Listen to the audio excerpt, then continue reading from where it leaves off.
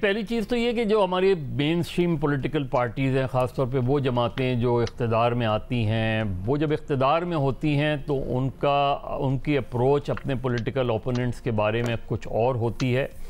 और जब वो ख़ुद अपोजिशन में जाते हैं तो उनकी अप्रोच कुछ और होती है। और आप कवानीन देख लें, आप अपने ओपोनेंट्स की गिरफ्तारियाँ देख लें, जिन कवानीन की वो बहैसियत अपोजिशन लीडर्स अपोजिशन पार्टी के तौर पे मुखालफत करते हैं, जब वो ख़ुद हुकूमत में आते हैं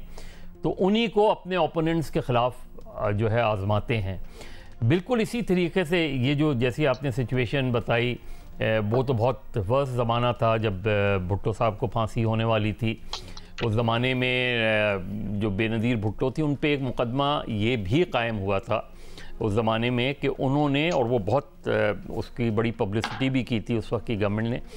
कि वो फॉरेन एम्बेसीज़ को उन्होंने ख़त लिखे थे,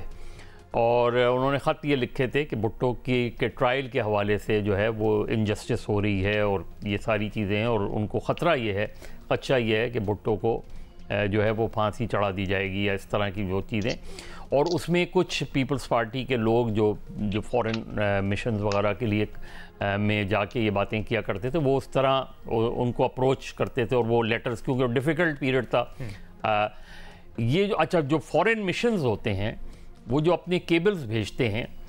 वो पाकिस्तान की कोई भी हो, पाकिस्तान के वहाँ हो या दूसरी कंट्रीज़ के यहाँ हो, तो वो अपने ममालिक को इंटरनल पॉलिटिकल सिचुएशन से आगाह करते हैं। इसलिए वो लोग यहाँ सिर्फ पॉलिटिकल लीडर्स से ही नहीं मिलते, बल्कि वो उनसे भी मिलते हैं जो मुख्तलिफ शोबा ज़िंदगी से ताल्लुक़ रखने वाले लोग हैं, कि जो ग्राउंड सिचुएशन है उसको असेस करना, और फिर उसी के मुताबिक वो अपनी रिपोर्ट्स भेजते हैं। जो पीटीआई की अप्रोच है वो मुझे एग्जैक्टली वही लगती है, लेकिन जिस तरह अभी उमर भी कह रहे थे और अदरवाइज़ भी, कि पीटीआई ने यही पोजीशन पीएमएलएन के ख़िलाफ़ ली थी कि जी, और उस वक्त पीएमएलएन के लीडर्स के साथ भी जो है यही सलूक किया जा रहा था, उनको इसी तरह जेलों में डाला जा रहा था, इसी तरीके से बग़ैर ट्रायल के जो है वो महीनों में वो डाला जा रहा था।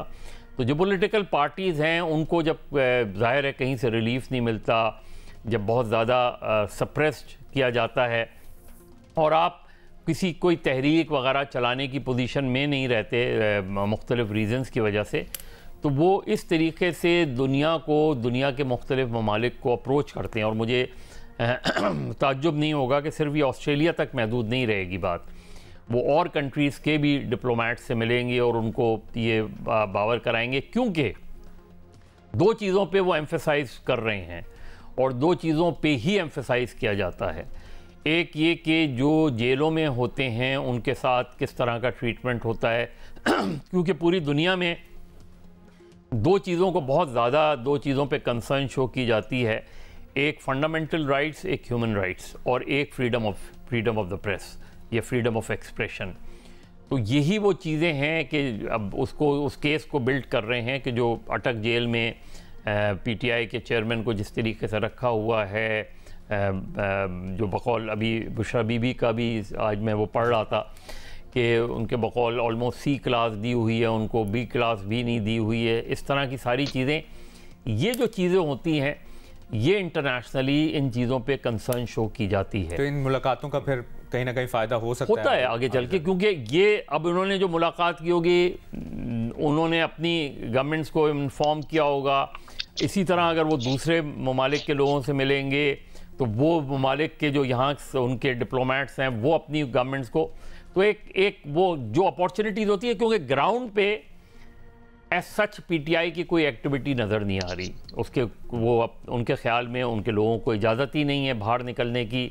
और दूसरी तरफ ये भी उन पर क्रिटिसिज्म है कि पीटीआई जो है वो बिल्कुल बिखरी हुई है, ग्रुपिंग में बढ़ गई है। इस वक्त एक बयानिया सामने रखा है मगरबी, तो वो इसलिए वो ये चीज़ें जो है उनको अप्रोच करके उनको उम्मीद ये है कि एटलीस्ट ह्यूमन राइट्स के लेवल पे शायद जेल में अगर इमरान खान साहब का जो है वो मुकदमा तवील चलता है तो उनको किसी ना किसी तरीके से जेल में रिलीफ मिले और access to lawyers and families and friends मिले। तो अब वो किस हद तक कामयाब होते हैं ये हम आगे चल के देखेंगे।